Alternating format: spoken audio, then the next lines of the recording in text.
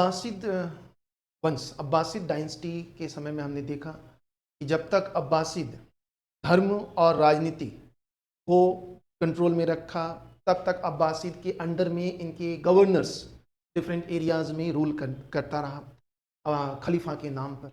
लेकिन जैसे अब्बासिद कमज़ोर हुआ, हमने देखा कि लगभग 900 मतलब 10वीं शताब्दी के प्रारंभ में 10th सेंचुरी के अर्लियर स्टेज में ही अब्बासिद कमज़ोर हुआ। कैसे पता चलता है कमज़ोर हुआ? तो इनके अधीन, इनके अंडर में जो गवर्नर्स गवर्न कर रहा था, वो फिर नाम का सिर्फ खलीफा को अपना रूलर मानने लगा, सिर्फ नाम का, नॉमिनली। तो इसका मतलब ये होता है कि खलीफा का जो पॉलिटिकल डोमिनेंसी था वो कहीं ना कहीं वीक हुआ। और इसका रीजन क्या था वो हमने लास्ट क्लास में डिस्कस किया था कि खलीफा, अब्बासी खलीफा ने धर्म पर ज्यादा महत्व दिया, धर्म को ज्यादा बल दिया, जिसकी वजह से राजनीति उसके हाथ से निकलता गया और चला गया कहाँ, किसके पास? गवर्नरों के पास। तो 9th सेंचुरी के मतलब 10th सेंचुरी के बाद, मतलब 900 ईस्वी के बाद हम देखते क्या है, जो छोटे छोटे प्रोविंसेस हैं उनमें फिर आपस में शक्तिशाली होने के लिए कॉन्फ्लिक्ट्स होता है। जैसे हमारे यहाँ राजपूत एरा में हमने देखा, सेम उसी तरह की कंडीशन इन छोटे राज्यों में होने लगा खलीफा के अंडर। तो इनमें जब ये संघर्ष होता है तो उस समय हम देखते हैं कि कई बड़े इस्लामिक डायनेस्टीज जो खलीफा से अलग, खलीफा तो है ही अब्बासीद खलीफा, लेकिन कुछ डायनेस्टीज भी उभर कर आता है, जैसे सफावीद, समानीद, बुईद, फिर बाद में हम देखेंगे गजनी डायनेस्टी। तो ऐसे कई सारे डायनेस्टीज उभर कर आता है। इसमें पहले देख लो, हम लोगों ने जो खलीफा के बारे में देखा तो हजरत मोहम्मद साहब इस्लाम के फाउंडर, प्रोफेट, फर्स्ट प्रोफेट थे यही और लास्ट प्रोफेट यही है। इनकी देहांत हुआ 632 में। फिर आए अबू बकर, फिर उमर, उस्मान, अली। ये सब क्या है? ये जो खलीफा बनते थे ये बेसिकली एक आम सहमति से, कोई इलेक्शन नहीं होता था और ना ही कोई हेरिडिटरी था पोस्ट। तो अली तक तो ये सब चलता रहा कि भाई आपस में ये डिसाइड करते थे कौन अगला खलीफा, और इनका सेंटर था मदीना। लेकिन अली के समय हम देखते हैं अली को रिप्लेस कर देता है मुआविया, और फिर वो एक नया डायनेस्टी, एक मतलब खलीफा के पोस्ट को हेरिडिटरी बना देता है, वंशानुगत बना देता है, और शुरू होता है एक खलीफा का डायनेस्टी शुरू होता है, राजवंश की तरह शासन। तो पहला डायनेस्टी है उमैया वंश। उमैया वंश ने मदीना से अपना कैपिटल शिफ्ट कर देता है दमिश्क, सीरिया, वहां से वो रूल करता है। फिर उमैया वंश का भी डिक्लाइन होता है 748 में, और आता है एक नया राजवंश, नया खलीफा का राजवंश, अब्बासीद वंश। अब्बासियों ने भी शासन किया लगभग इस समय से इस समय तक। लेकिन अब्बासियों के बारे में हमने बताया था, हमने देखा था कि भाई अब्बासी ये रिलीजन को ज्यादा इंपॉर्टेंस दे रहे थे, जिसकी वजह से इनकी 900 के बाद इनका जो डोमिनेंसी था वो कमजोर हुआ, और इसका फायदा उठाया इस समय जो इस्लामिक वर्ल्ड में जो छोटे छोटे गवर्नर्स के थ्रू जो खलीफा गवर्न कर रहे थे, वो गवर्नर्स इंडिपेंडेंट हो, और उन्हीं गवर्नर्स में से कुछ ने तो फिर डायनेस्टीज एस्टैब्लिश। जैसे देखेंगे हमने देखा समानीद, सफावीद, बुईद, ये बड़े डायनेस्टी थे। इन लोगों ने लगभग 900 से लेकर देखते हैं तो लगभग 1000 के बीच में ये सब रूल करता है। इसी में हम देखते हैं समानीद, सफावीद, बुईद सब आते हैं।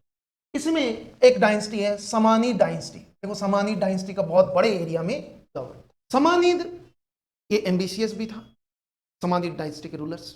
समानीद डायनेस्टी के टाइम में ही देखते हैं कि इस समय एक नया ट्रेंड्स होता है। अभी तक क्या सिर्फ अरब क्षेत्र में अरब लोगों को ही ये इस्लाम में कन्वर्ट कर रहे थे, खलीफा और खलीफा के अधीन जो गवर्नर्स थे।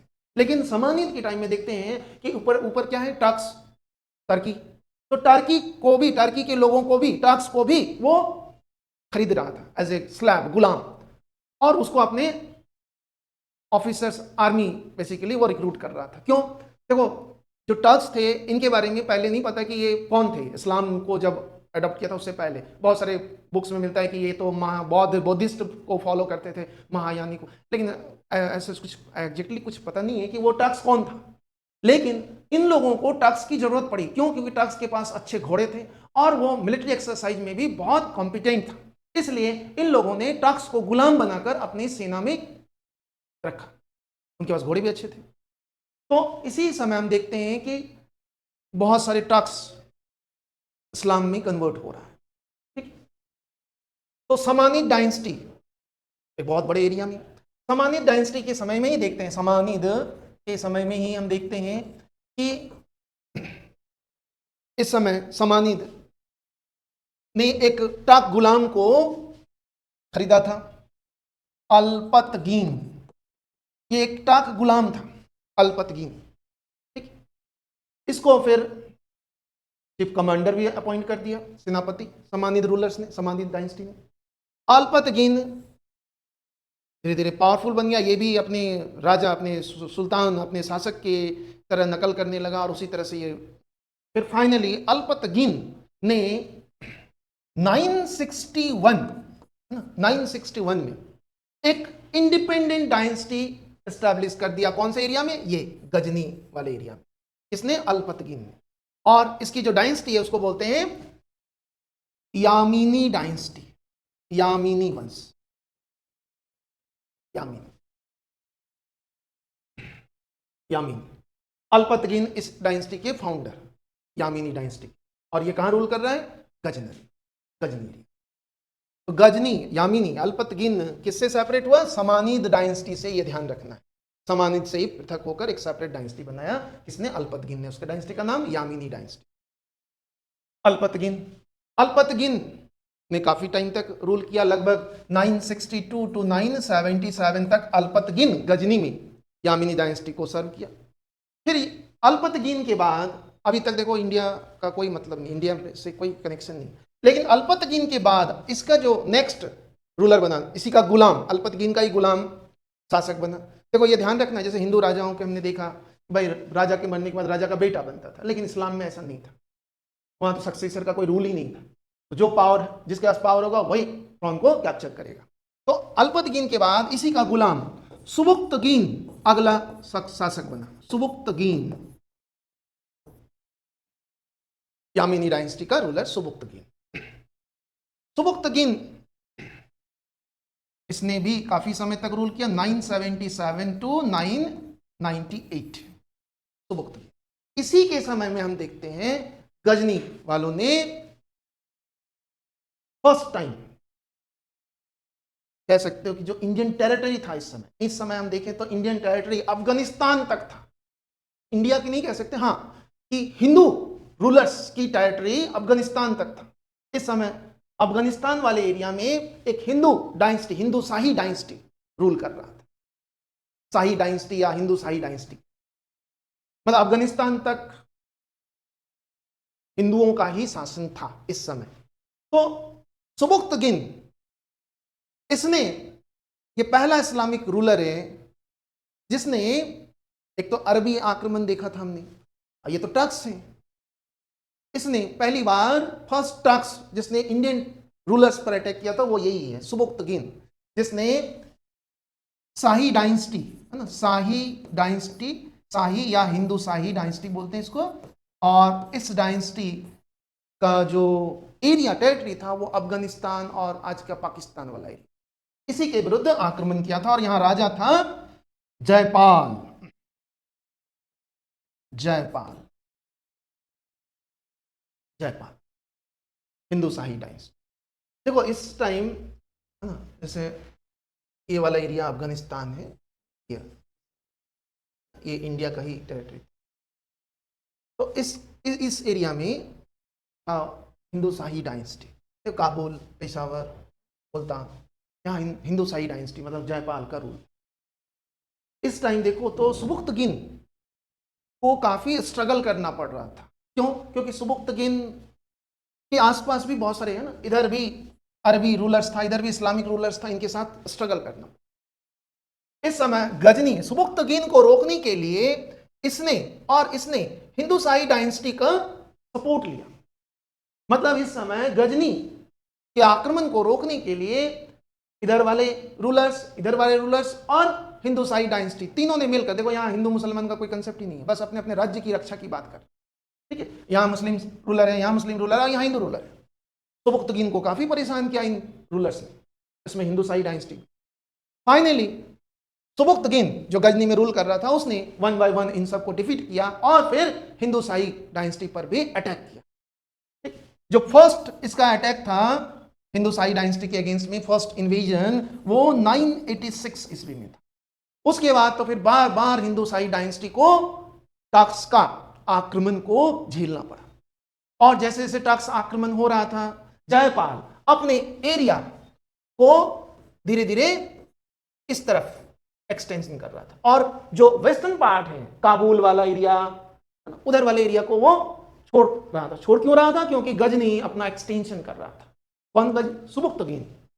धीरे धीरे सुबुक्तगीन ने इस एरिया पर भी अपना अधिकार कर लिया। जैसे जैसे हिंदूशाही डायनेस्टी को इंक्रोच कर रहा था, हिंदूशाही डायनेस्टी ईस्ट की तरफ भाग रहे।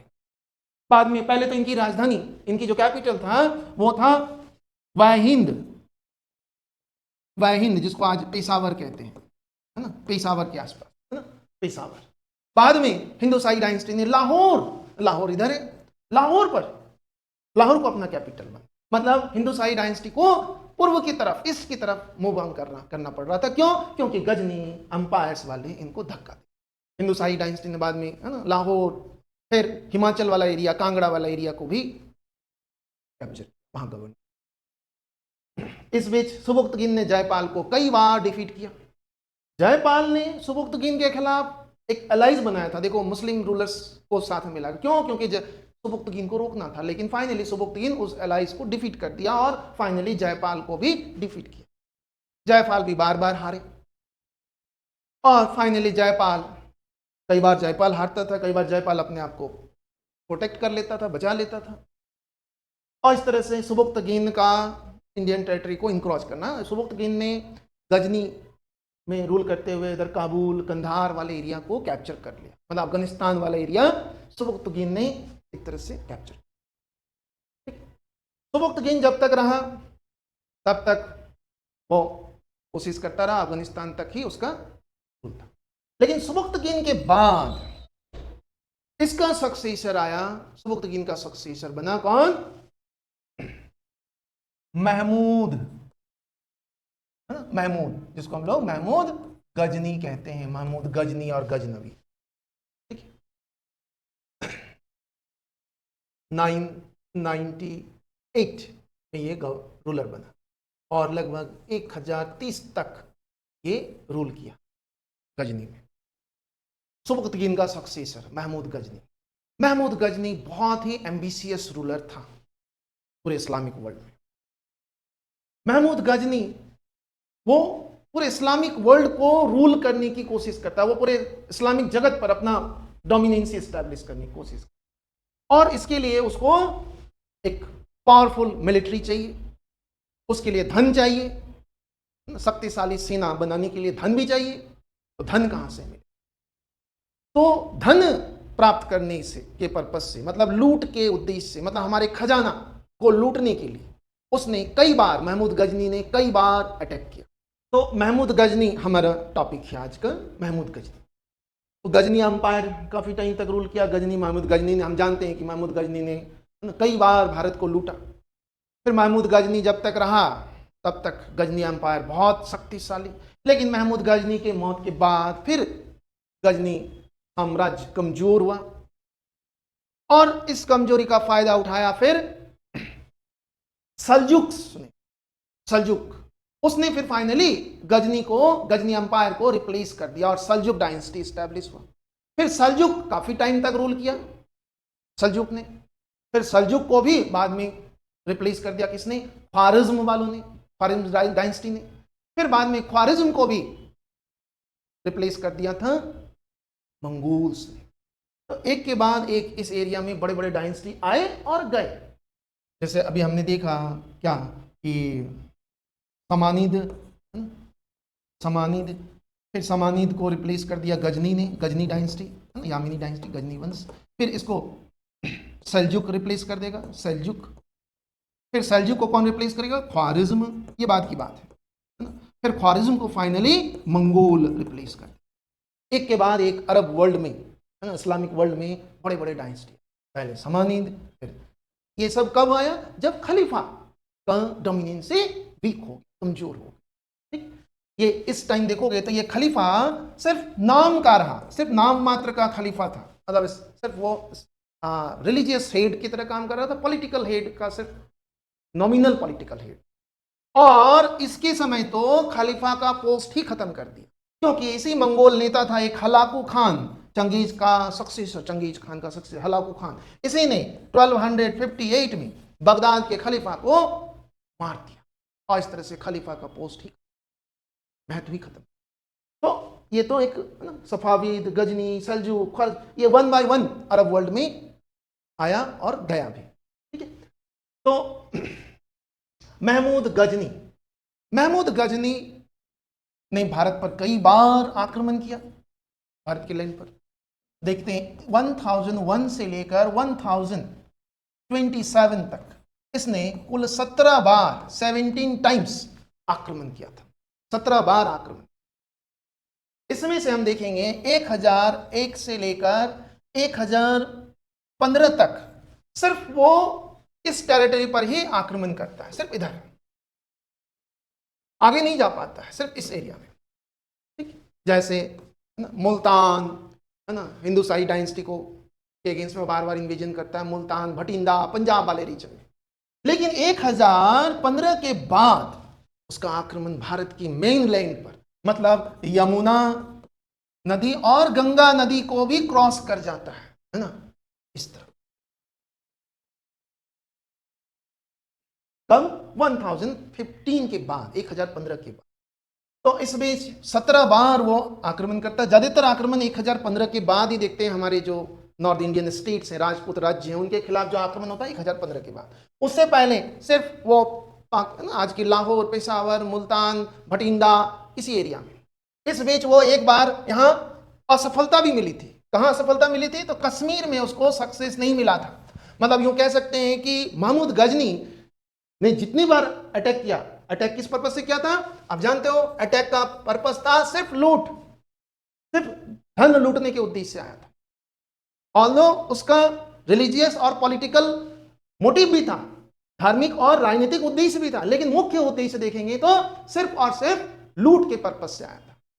तो कश्मीर पर भी अटैक किया था उसने लूट के पर्पस से, लेकिन कश्मीर में उसको सफलता नहीं मिली थी, उसको हार का सामना करना पड़ा था, उसको वापस भागना पड़ा था। इसलिए क्यों ऐसा हुआ? क्योंकि कश्मीर में जिस समय अटैक किया, उस समय कश्मीर का जो क्लाइमेट था वो महमूद गजनी के फेवर में नहीं था। इसलिए महमूद गजनी को डिफीट होना पड़ा, या फिर यूं कहें कि उसका जो पर्पस था उसमें उसको सक्सेस नहीं मिला।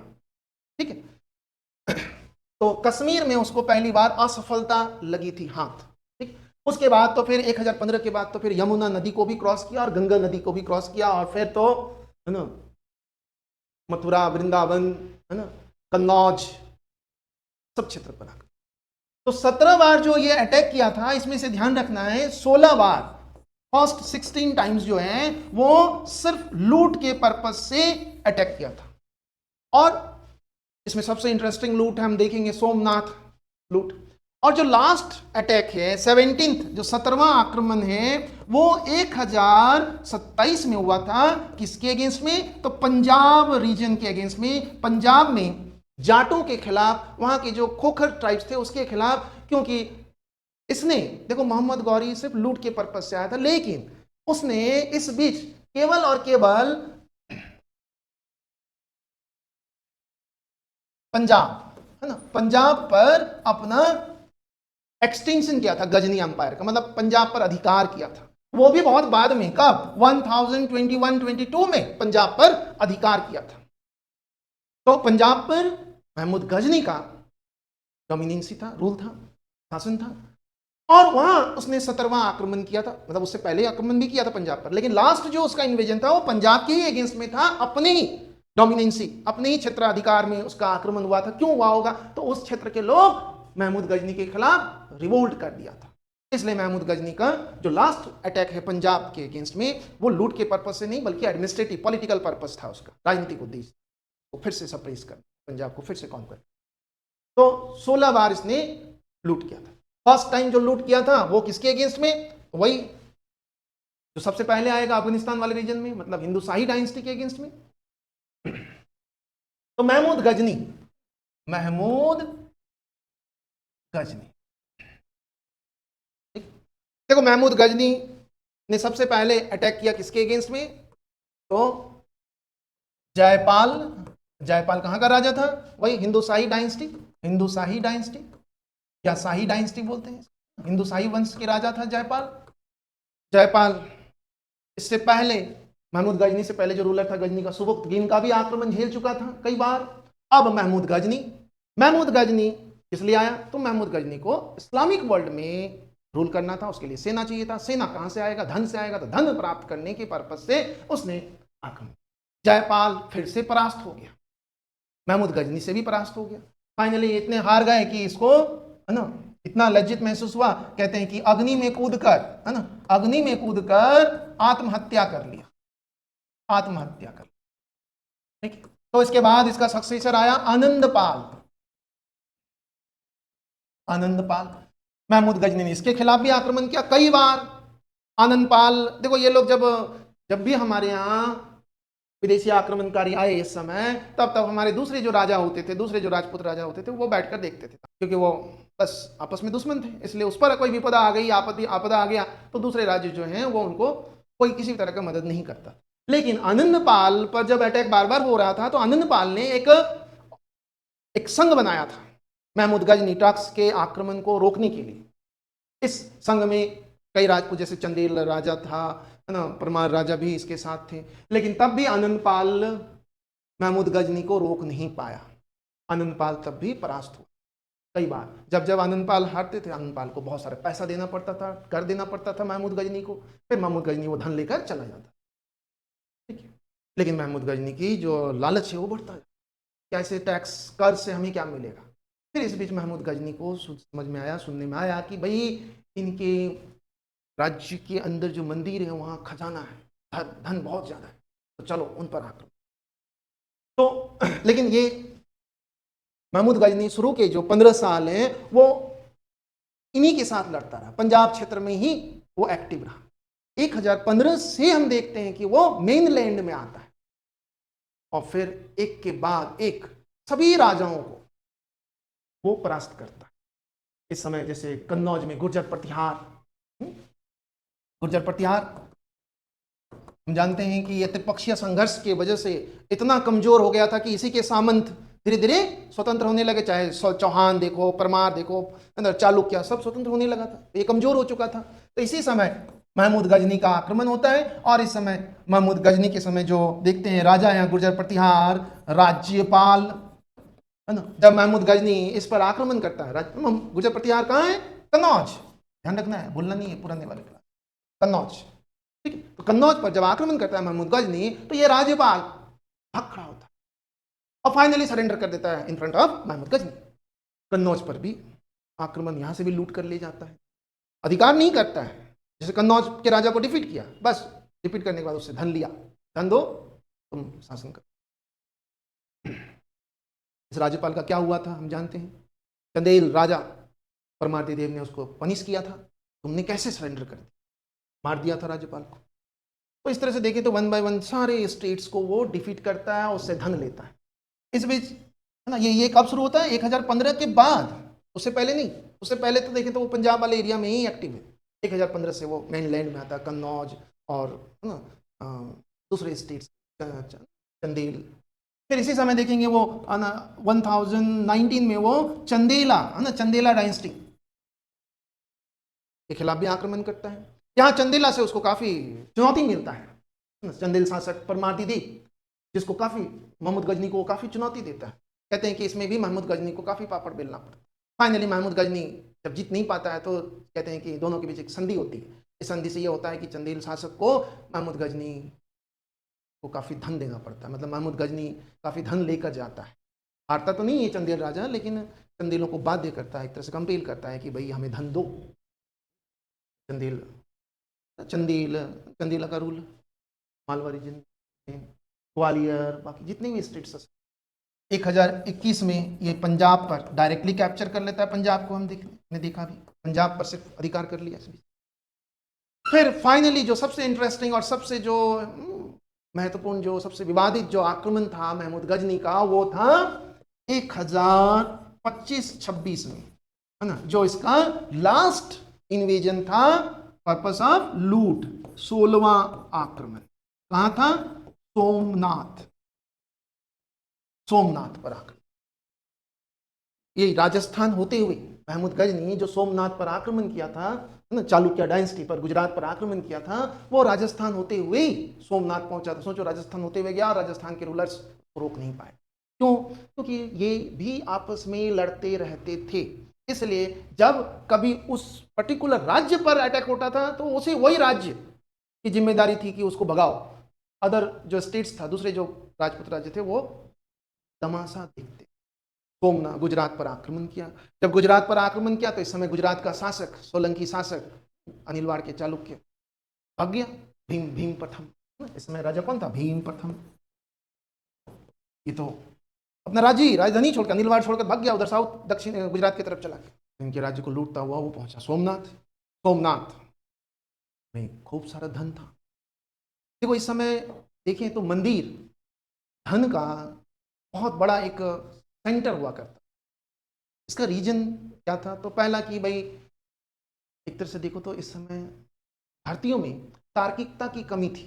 जैसे कि अलबरूनी से भी हम अभी देखेंगे, अलबरूनी वो सिर्फ भीड़ की तरफ भागते, जो कह दिया, है ना, किसी ने कह दिया कि भाई ऐसा करने से ऐसा होगा, तो वो ऐसा करने लगे। वो तर्क नहीं लगाता था कि क्या सच में ऐसा हो सकता है क्या।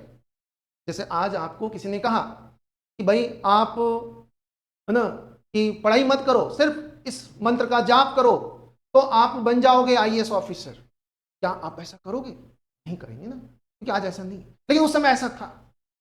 उस समय लोगों को आप्त वचन पर बहुत भरोसा था। आप्त वचन मतलब किसी विश्वसनीय व्यक्ति, किसी प्रतिष्ठित व्यक्ति ने आपको कह दिया तो आप मान लेते थे उसको कि भाई ये तो ईश्वरीय वाक्य है। तो उस समय इस तरह का, तो लोग इसी कारण से लोग जब मंदिर दर्शन करने जाते थे तो काफी सारे चढ़ावा चढ़ाते थे। और दूसरा चढ़ावा, एक तो सोर्स था मंदिर का, दूसरा इस समय हम देखते हैं कि राज्य मतलब शासक तीर्थ कर भी लगाता था प्रजा पर। जो भी तीर्थ स्थल पर तीर्थ करने जाते थे उन पर कर भी आरोपित कर। कई बार तो हिंदू राजा ही तीर्थ यात्रियों को लूट लेते थे। क्यों? क्योंकि उनके पास बहुत सारा पैसा होता था, दर्शन करने जा रहे हैं, तो जिस राज्य से वो गुजरते थे उस राज्य के राजा, उस राज्य की सेना उसको लूट भी लेते थे। तो इसी वजह से, एक तो कर की वजह से, तीर्थ कर की वजह से, और दूसरा अंधश्रद्धा की वजह से इस समय मंदिरों में धन धान्य का भरपूर था। ये महमूद गजनी को अच्छी तरह से पता था और महमूद गजनी को धन ही चाहिए था। इसलिए महमूद गजनी ने इस पर इस समय कई मंदिरों पर आक्रमण किया। और देखो कि मंदिर पर महमूद गजनी उसी समय मंदिर पर आक्रमण करता था, मंदिर को लूटता था, मंदिर को तोड़ता था जब वो आक्रमण कर रहा हो। जैसे गुजरात पर आक्रमण किया, गुजरात राज्य के विरुद्ध आक्रमण किया, तो उसी दौरान उसने सोमनाथ पर भी अटैक किया, सोमनाथ मंदिर को भी तोड़ा।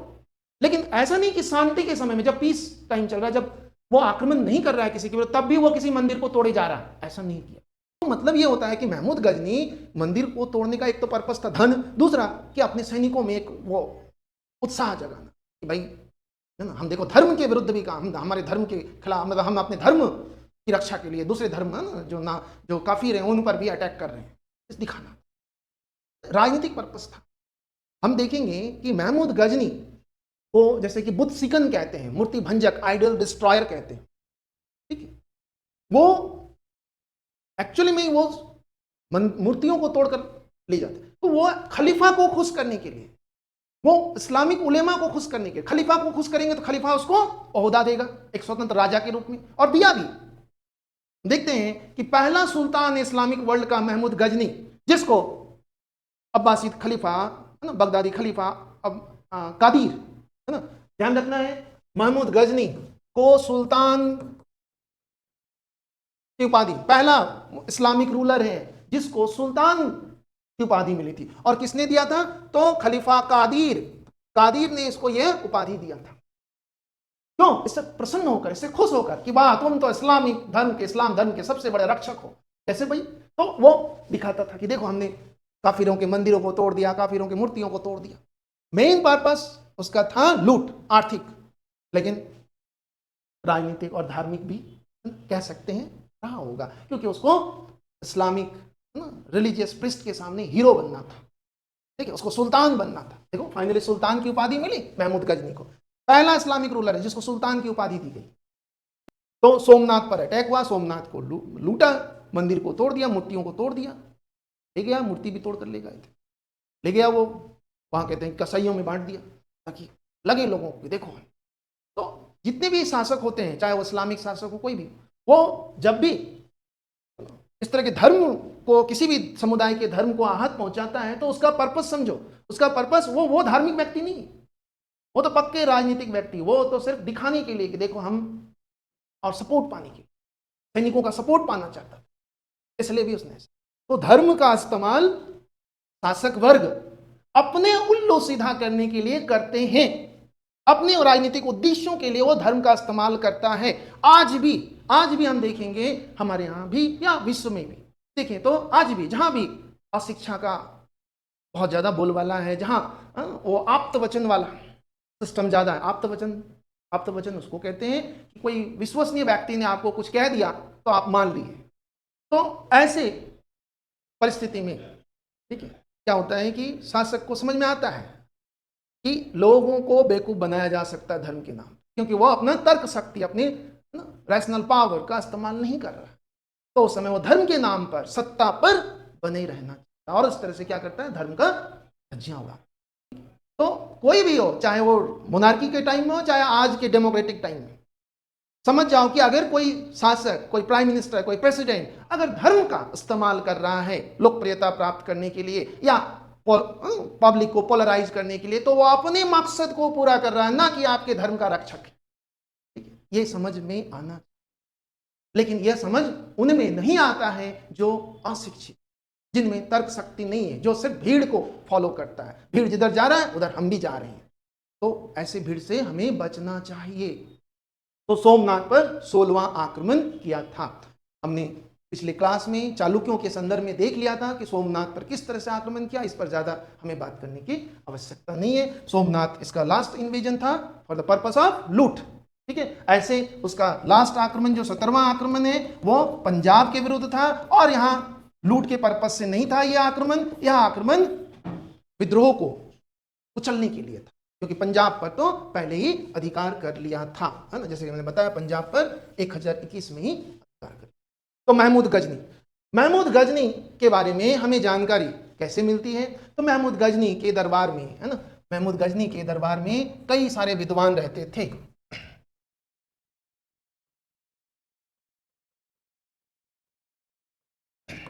इनके दरबार में कुतबी, बैहाकी, ये सब बड़े बड़े विद्वान हैं जो इनके दरबार में रहते थे। फिरदौसी और सबसे बड़ा विद्वान अल बरूनी, ये सब रहते। कुतबी, इनकी पुस्तक का नाम है तारीख उल यामीनी। ये महमूद गजनी के समय के ही, महमूद गजनी के ही दरबारी था। इस पुस्तक से भी हमें महमूद गजनी के बारे में काफी कुछ जानकारी मिलती है। इसमें बोलता है, इस पुस्तक से ये कहता है कि महमूद गजनी का आक्रमण, भारत पर आक्रमण का उद्देश्य धार्मिक था, है ना, हिंदू धर्म के मंदिरों को तोड़ना, हिंदू धर्म को एक तरह से डिमोटिवेट करना था, यूं कहता है। ठीक। बैहाकी, इनकी पुस्तक का नाम है तारीख ए सुबक्तगीन, तारीख ए सुबक्तगीन। बैहाकी, देखो बैहाकी को, है ना, बैहाकी इस बहुत बड़े विद्वान थे ये, है ना, इसलिए इसको इस्लामिक वर्ल्ड का, है ना, पेप्स कहते हैं, है ना, पूर्वी पेप्स कहते थे इस्लामिक वर्ल्ड का, है ना, बैहाकी पूर्वी पेप्स। ठीक है। फिरदौसी, इनके पुस्तक का नाम है शाहनामा, ये भी महमूद गजनी के कोर्ट में रहता था, शाहनामा। ठीक है। और सबसे बड़ा जो विद्वान था महमूद गजनी के दरबारी विद्वान, वो था अल बरूनी। कहते हैं कि जब महमूद गजनी इधर उधर आक्रमण कर रहा था तो ख्वारिज्म पर भी अटैक किया था, ख्वारिज्म को भी जीत लिया था। तो ख्वारिज्म के ही दरबार में ये रहते थे, अल बरूनी बेसिकली ये खीव, है ना, का रहने वाला था ख्वारिज्म, और उसी के दरबार में, ख्वारिज्म राजा के ही दरबार में एज ए इतिहासकार, हिस्टोरियन, वो इसके कोर्ट को सर्व करता था। किसके कोर्ट को? ख्वारिज्म रूलर्स के कोर्ट में इतिहासकार। जब महमूद गजनी ने ख्वारिज्म पर अटैक किया तो इस इतिहासकार को भी, अल बरूनी को भी महमूद गजनी उठाकर ले आया था अपने दरबार में, अपॉइंट कर दिया एज ए। महमूद गजनी से इंप्रेस हुआ था इसकी बुद्धिमत्ता से। देखो अल बरूनी इस समय का बहुत बड़ा, एक तरह से देखे तो मल्टी डायमेंशनल पर्सनालिटी था। ठीक है। वो बहुत बड़ा ज्योग्राफर, बहुत बड़ा हिस्टोरियन, बहुत बड़ा एस्ट्रोनॉमर, बहुत बड़ा मैथमेटिशियन, फिलोसोफर, सब था ये। सब कुछ था। अल बरूनी महमूद गजनी के साथ था। महमूद गजनी के कुछ इन्वेजन में अल बरूनी भी साथ था, सारे इन्वेजन में नहीं, कुछ कुछ इन्वेजन में था। जब महमूद गजनी ने पंजाब पर अटैक किया था तो अल बरूनी भी उसके साथ पंजाब तक आया था, लेकिन भारत में कभी नहीं आया, भारत के अंदर पंजाब तक ही आया। ठीक है, फिर भी अल बरूनी ने जो भारत के बारे में अपनी पुस्तक में लिखा है, इनकी पुस्तक का नाम है किताब उल हिंद। किताब उल हिंद, इस पुस्तक में अल बरूनी ने जिस तरह से भारत के बारे में, भारत के सोसाइटी, भारत के पॉलिटिकल कंडीशन, भारत के धर्म, भारत के समाज के बारे में जिस तरह की बातें की है, वो उस समय मतलब राजपूत काल की, मतलब 10th सेंचुरी 11th सेंचुरी के जो कंडीशंस हैं वो बताता है। और इसी से पता चलता है कि हमारे देश की स्थिति क्या थी, क्योंकि उस समय के जितने भी हमारे यहाँ के सोर्सेस हैं वो तो राजाओं के दरबार के इतिहासकार थे, चाटुकार थे, जो राजाओं की प्रशंसा करते थे, मतलब आलोचनात्मक विवरण नहीं देते थे। लेकिन अल बरूनी ने इस पुस्तक में भारत के बारे में बहुत ही आलोचनात्मक क्रिटिक्स क्या है, मतलब अच्छी बातों को भी इसने बताया कि भारत में अच्छी बातें हैं। जैसे तो कहता है कि भारत का गणित बहुत ही धुरंधर है, यहाँ के लोग गणित में, खगोल शास्त्र में भारतीय तो बिल्कुल ही मास्टर है वर्ल्ड में, ऐसा वो कहता है। लेकिन वहीं वो कहता है कि यहाँ के राजा है ना सिर्फ भोग विलास में ही रहता है, इनकी सेना बहुत कमजोर है, इनकी सेना बहुत भारी है, हाथियों का सेना इनके पास, तुर्कों के पास घोड़े हल्के सेना। ठीक है, ये कहता है कि भाई यहाँ की जो समाज है, यहाँ के जो राजा हैं वो आपस में लड़ते रहते हैं। ठीक है, और राजा के अंडर में जो सामंत हैं वो अभी नाम के राजा के अधीन है, बाकी अपने लेवल पर वो इंडिपेंडेंट ही है। मतलब जब राजा लड़ने जाता है तो वह कुछ सामंत जो है उसको मदद कर देता है, बाकी प्रजा को राजा से कोई मतलब नहीं है। प्रजा इतना राजा के प्रति उदासीन हो चुका था, क्योंकि राजा का डायरेक्ट प्रजा के साथ कनेक्शन ही नहीं बैठता था, क्योंकि बीच में कई सामंत आते थे। इसलिए जब जब ये आक्रमण होता था प्रजा पर कोई फर्क नहीं पड़ता था, उनको पता ही नहीं होता था कि हमारा राजा कौन है, फिर किसके लिए वो जाएंगे लड़ने के लिए। इस तरह की राजनीतिक व्यवस्था का विवरण वो देता है अल बरूनी। वो कहता है यहाँ का समाज बहुत ही रूढ़िवादी समाज, जबकि ऐसा था नहीं। वो ये भी कहता है, वो कंपेरिजन भी करता है, वो कहता है प्राचीन काल में यहाँ के लोग बहुत ही उदार था, बहुत ही प्रगतिशील था, प्रोग्रेसिव था, ज्ञान विज्ञान में बहुत आगे था। लेकिन वो कहता है कि यह समाज, इस समय का समाज जो है रूढ़िवादी, एक बंद समाज, ये ज्ञान को शेयर नहीं करता है, ये ज्ञान ना शेयर करता है, ना किसी को बताता, ना किसी से लेता है ना, कुएं के मेढक जैसा है, बस मेढक के कुएं के अंदर टटर है ना। ब्राह्मण, वो कहता है यहाँ के ब्राह्मण तो अपने आप को है ना बड़ा विद्वान समझता है, जबकि आता जाता कुछ नहीं है हमको।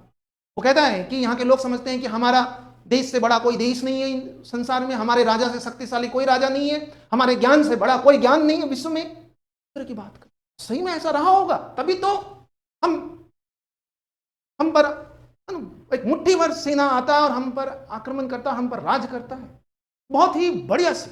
ये कहता है कि है ना यहाँ की जो वर्ण व्यवस्था है, कहता है कि ब्राह्मण और क्षत्रिय एक विशेषाधिकार वर्ग है, इनके पास कोई काम नहीं, बस ये आराम करते हैं। बाकी ये जो शूद्र हैं और वैश्य हैं, इनकी दशा एक जैसी है। चंडालों की, अछूतों की बात करता है कि यहाँ तो खूब सारे अछूत हैं, मतलब वो जातिवाद है ना, अछूत है ना, अनटचेबिलिटी, इस तरह की बहुत सारी बातें करता है। मतलब वो कहता है कि यहाँ का समाज जो है बहुत ही रूढ़िवादी समाज, बंद। कहता है कि यहाँ के लोग बाहर जाना पसंद नहीं करता है, क्योंकि इनको बाहर सामंती व्यवस्था कोई बताता है।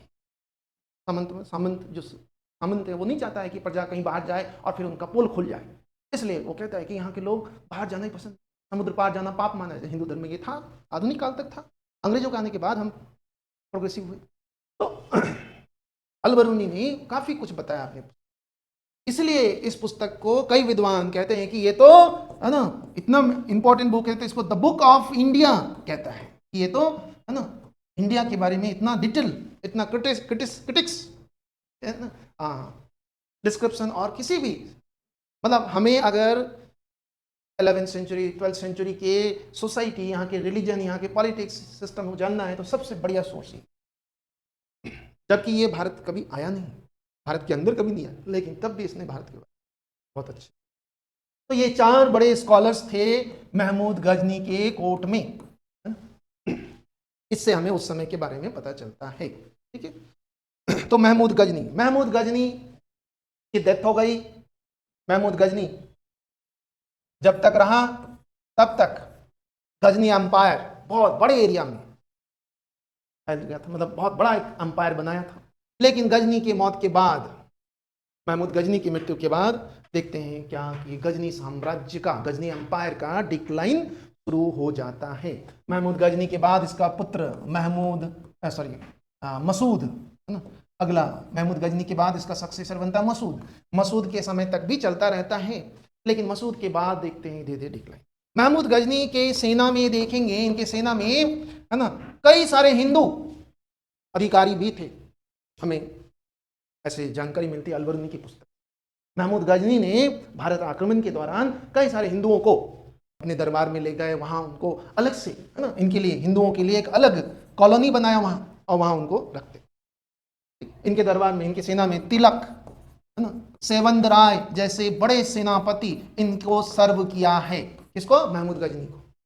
तो इस आधार पर कह सकते हैं कि महमूद गजनी हिंदुओं के विरोधी नहीं था, है ना, जैसे कि कुछ इतिहासकार ऐसा है ना सांप्रदायिक रंग देने की कोशिश करता है, लेकिन इसका उद्देश्य सिर्फ और सिर्फ भारत में धन लूटना उसका उद्देश्य था, है ना, और राजनीतिक पर्पस भी था, खलीफा से प्रशंसा लेना था, उपाधि लेना था, इस्लामिक जगत में एक्सेप्टेंस प्राप्त करना था कि भाई हमें स्वीकार कर लो कि हम ही तुम्हारे सबसे बड़े राजा हैं, सुल्तान हैं।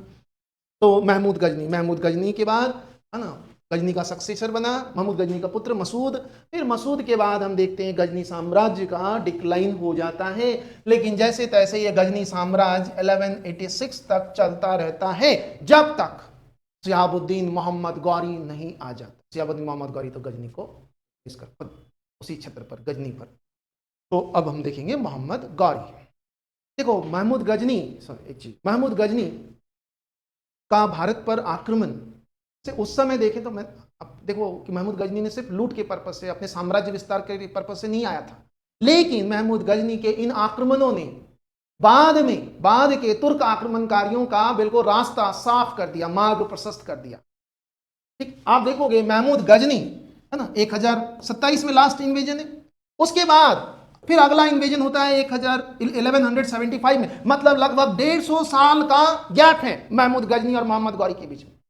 क्या इस 150 साल में हमारे राजाओं का कर्तव्य नहीं था कि वो उस सीमा को सुरक्षित करे जहां से ये लुटेरे आ रहे हैं? नहीं किया, कोई ध्यान ही नहीं दिया। ये राजपूत राजा आपस में ही लड़ते रहे।